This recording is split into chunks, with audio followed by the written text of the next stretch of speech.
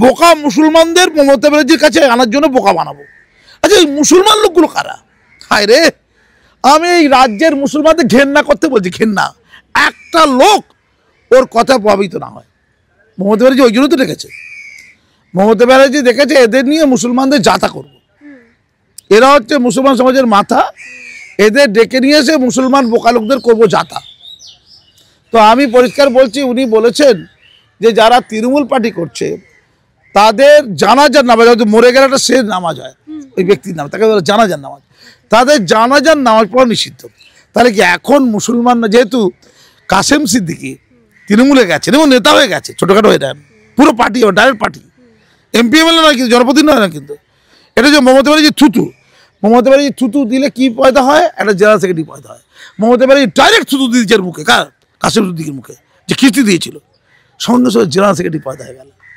এটা কি মমতা ব্যানার্জির মলমূত্র বলবো না, মলমূত্রটা খারাপ কথা, থুতুটা বলবো, এটা মমতা ব্যানার্জি থু হয়ে গেল জেনারেল সেক্রেটারি, গায়ে মেখে নোংরা আবর্জনার গু। ক্লিয়ার? এইটা হচ্ছে স্ট্যাটাস, যোগ্যতা। এখন ভালো গাড়িতে ঘুরবে, ভালো ঘরে বসবে, ভালো মাল্লু খাওয়াবে, চিটিংবাজি করবে, মোস্তারি করবে, চাকরি দেওয়ার নাম করে তোলা আদায় করবে, কত নেশা, কি পেশা। আমি পরিষ্কার বলছি, বলেছিল জানাজার নামাজ পড়া নিষিদ্ধ। তাহলে কাসেম সিদ্দিকি তৃণমূলে গেছে, তার কি জানাজার নামাজ পড়া নিষিদ্ধ? ব্যাগত্ব দিন। আমি ফুরপুরা শরীফের 52টা পীরজাদাকে বলি, আপনারা কাসেম সিদ্দিকি মরে গেলে জানাজার নামাজ পড়াবেন না শ্মশানে জ্বালিয়ে দেবেন? এটা ক্লিয়ার করুন, এটা ক্লিয়ার করুন। একটা বড় টিভি চ্যানেল রিপাবলিক বাংলায় আমি ছিলাম, ও বলেছিল যে বিজেপির রাজত্বে মুসলমানরা খুব ভালো আছে, উত্তরপ্রদেশ যোগীদের কাছে টাটসে আছে মুসলমানরা, সেখানে কোরবানি হচ্ছে, সেখানে নামাজ হচ্ছে, সেখানে আজান হচ্ছে, সেখানে পীর দরগা হচ্ছে, সব হচ্ছে, ডাটসে মানে আনন্দে আছে। গুজরাটের মুসলমানরা ডাটসে আছে, সেখানে সব হচ্ছে, কোরআন, নামাজ পড়া, রোজা রাখা, ঈদ বকরিদ সব হচ্ছে, মুসলমানরা বিরাট আনন্দে আছে। আসামে আছে, বিরাট ডাঁটসে আছে। আর উচ্চারণ তো ভুল করবেন, তহা সিদ্দিকির আত্মীয় না, তহা বলে ধর্মগরু, আর ওর একে মুখে একে উচ্চারণ ঠিক নেই, মানে দেখলে ঘেনা লাগবে। তো তারই আত্মীয়, ও বলছে ত্রিপুরাতে মুসলমানরা খুব এগিয়ে আছে। আর মুখ্যমন্ত্রী, মুখ্যমন্ত্রী মন্ত্রী নয়, মন্ত্রী, মুখ্যমন্ত্রী উচ্চারণ করতে পারে না, মুখ্যমন্ত্রী উচ্চারণ করতে পারে। যে মুখ্যমন্ত্রী ওকে জেনারেল সেক্রেটারি করেছে, তার নামটা, তার পদটা উচ্চারণ করতে পারে কিনা দেখুন। আর ওই যে ত্রিপুরা, ত্রিপুরা নয়, ত্রিপুরা, ত্রিপুরা, ছি, সেখানে কি মুসলমান ডাঁটছে, যে বাংলাদেশ ছেড়ে দিচ্ছে। আসামেরা ভালো রকম টাইট করে দিচ্ছে, সব মাদ্রাসাগুলো তুলে দিয়ে, জানেন তো, মাদ্রাসাগুলো সব তুলে দিয়ে সব স্কুল করে দিয়ে, জানেন তো, করেছে তো আসামে। ডাঁটছে আছে, ডাঁটছে টাকা ছুটিয়ে দেবে, এই পশ্চিমবঙ্গের ডাঁটছে টাকা ছুটিয়ে দেবে এই পশ্চিমবঙ্গতে। ও কখন গেল জানো তো, খুব খেয়াল করে দেখতে হবে। মানে মুসলমানদের সবচেয়ে বড় সর্বনাশটা কখন হচ্ছে, মুসলমানের দাবি করছে, আমি নয়।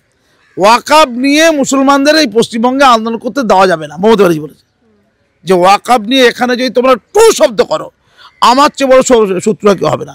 ওয়াকাব নিয়ে আন্দোলন করতে চলে যাও দিল্লি, যাতে নরেন্দ্র মোদী এখন ভালো পেটাতে পারে মোল্লাদের ধরে ধরে।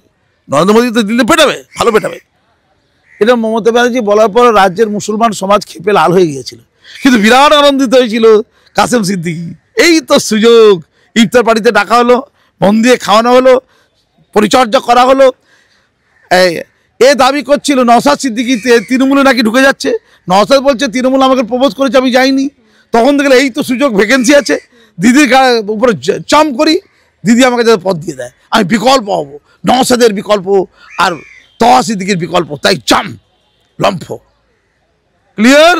ঠিক তখন লম্ফ যখন মুসলমানদের প্রতি দায়বদ্ধতার প্রসঙ্গ তুলছে না, যখন জগন্নাথ মন্দির উদযাপন করার জন্য পাগলা হয়ে গেছে, 250 কোটি টাকা খরচা করে মুখ্যমন্ত্রী মমতা ব্যানার্জি, যখন সিএ নিয়ে মুসলমানদের উত্তপ্ত করেছিল, সিএ আন্দোলনটা কোথায় হওয়ার কথা ছিল?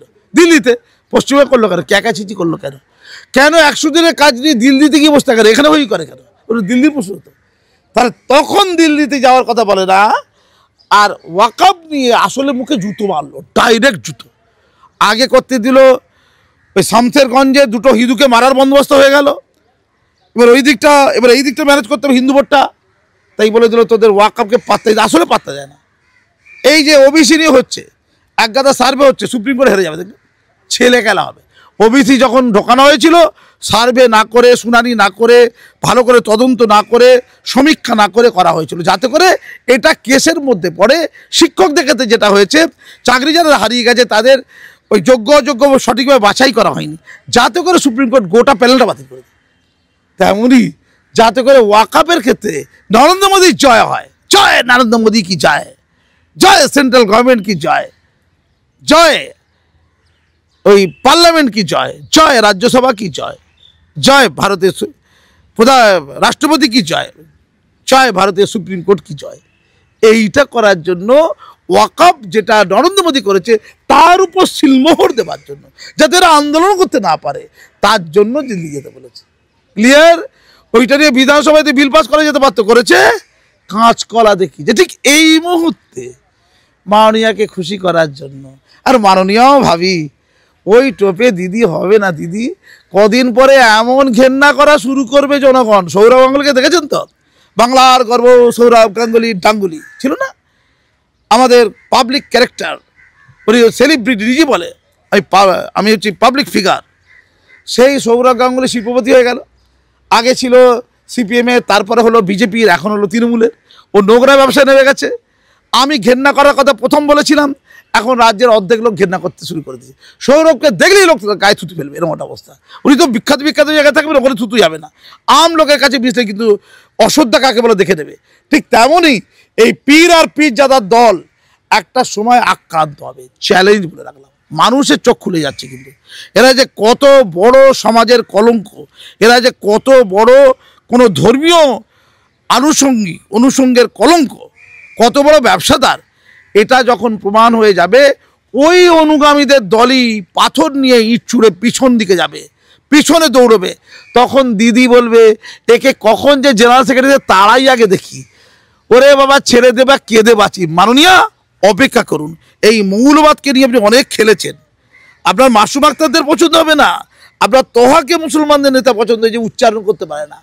কাসেম সিদ্দিকের পছন্দ, উচ্চারণ করতে জানে না, ইসলামের এবিসিডি জানে না। চালেন, আমি ওপেন মার্কেটে বলছি, ইসলাম পড়াবো কে, আর কিচ্ছু জানে না, এবিসিডি ইসলামে জানে না, শুধু দাড়ি টুপি। আর আমি হচ্ছে ওই বংশধর, আমি উচ্চ বংশ কংসধর, আমি উচ্চ বংশের বংশধর। ও উচ্চ বংশ, ও কি উচ্চ বংশ রে বাবা, সকাল বিকেল পাল্টিকে পার্টির টাকা খাওয়া, কি উচ্চ বংশ রে বাবা। ধন্যবাদ।